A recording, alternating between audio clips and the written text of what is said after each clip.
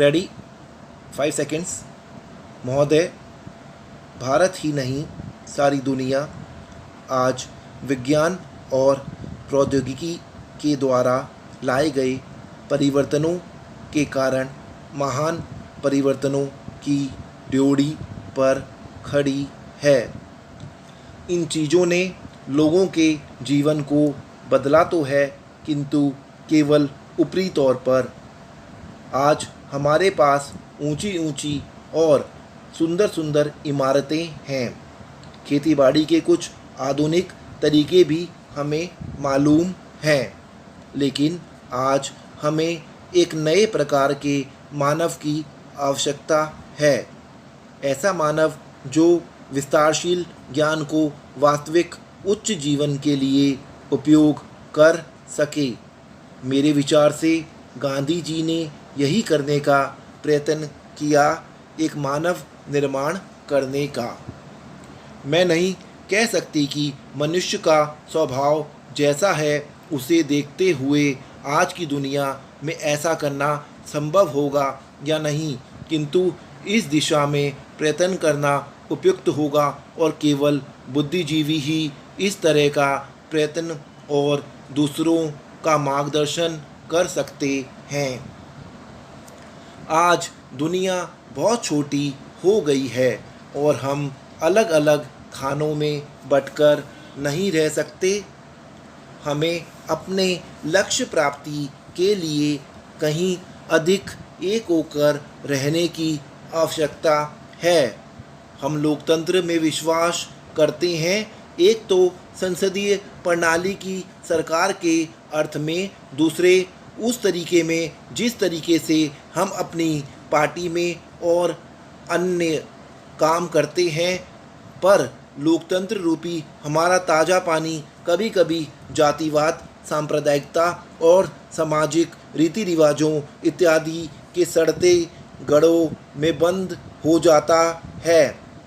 आपके पास लोकतंत्र है, आपके पास वोट देने का अधिकार है, या आप अपने विचारों को खुलकर प्रकट कर सकते हैं। इन सब के तब तक कुछ अर्थ नहीं होते जब तक आप इस प्रक्रिया से सामाजिक जीवन में परिवर्तन की नई धाराएं उत्पन्न नहीं कर देते, जो हमारे लोगों के हर वर्ग और स्तर में समा जाएं। प्रस्ताव पास कर देना बहुत सरल है, पर उसका कार्यान्वयन करना सरल नहीं।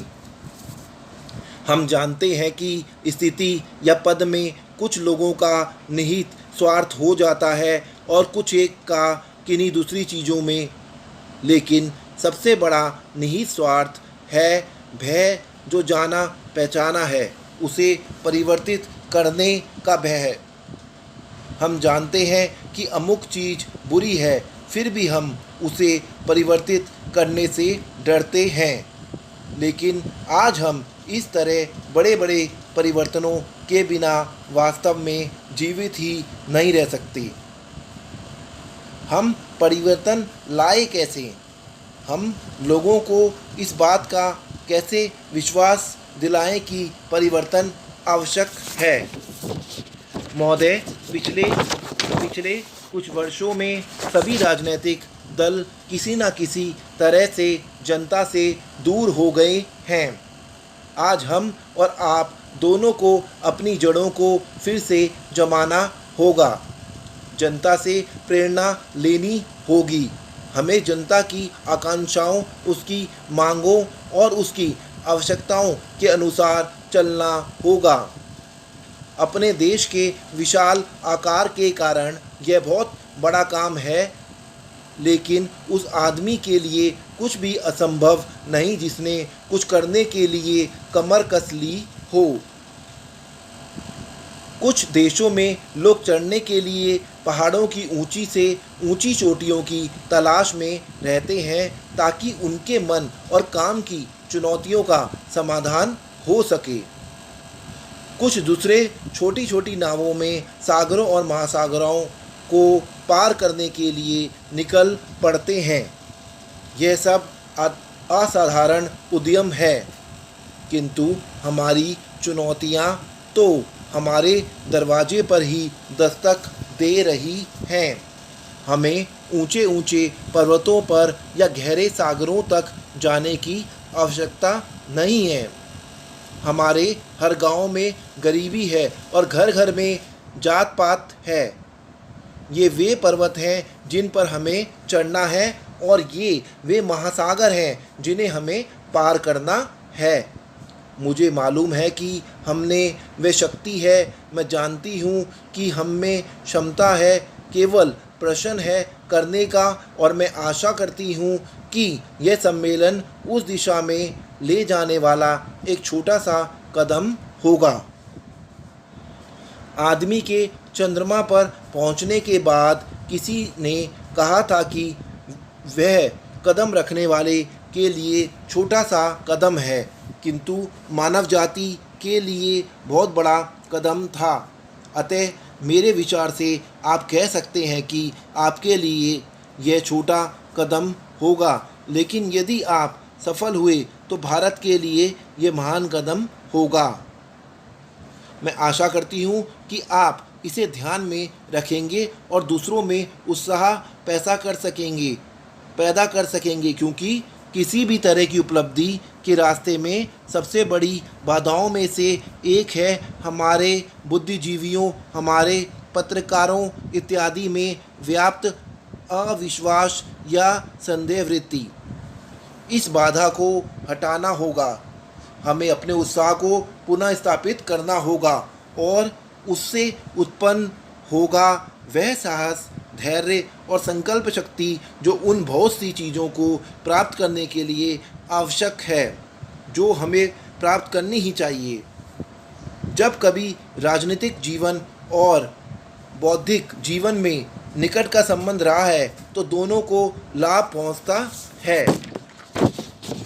महोदय, भारत ही नहीं सारी दुनिया आज विज्ञान और प्रौद्योगिकी के द्वारा लाए गए परिवर्तनों के कारण महान परिवर्तनों की ड्योढ़ी पर खड़ी है। इन चीज़ों ने लोगों के जीवन को बदला तो है, किंतु केवल ऊपरी तौर पर। आज हमारे पास ऊंची ऊंची और सुंदर सुंदर इमारतें हैं। खेतीबाड़ी के कुछ आधुनिक तरीके भी हमें मालूम हैं, लेकिन आज हमें एक प्रकार के मानव जीवन के लिए उपयोग कर सकें उसकी आवश्यकता है। ऐसा मानव जो विस्तारशील ज्ञान को वास्तविक उच्च जीवन के लिए उपयोग कर सके। मेरे विचारों से गांधी जी ने यही करने का प्रयत्न किया, एक मानव निर्माण करने का। मैं नहीं कह सकती कि मनुष्य का स्वभाव जैसा है उसे देखते हुए आज की दुनिया में ऐसा करना संभव होगा या नहीं, किंतु इस दिशा में प्रयत्न करना उपयुक्त होगा और केवल बुद्धिजीवी ही इस तरह का प्रयत्न और दूसरों का मार्गदर्शन कर सकते हैं। आज दुनिया बहुत छोटी हो गई है और हम अलग अलग खानों में बंटकर नहीं रह सकते।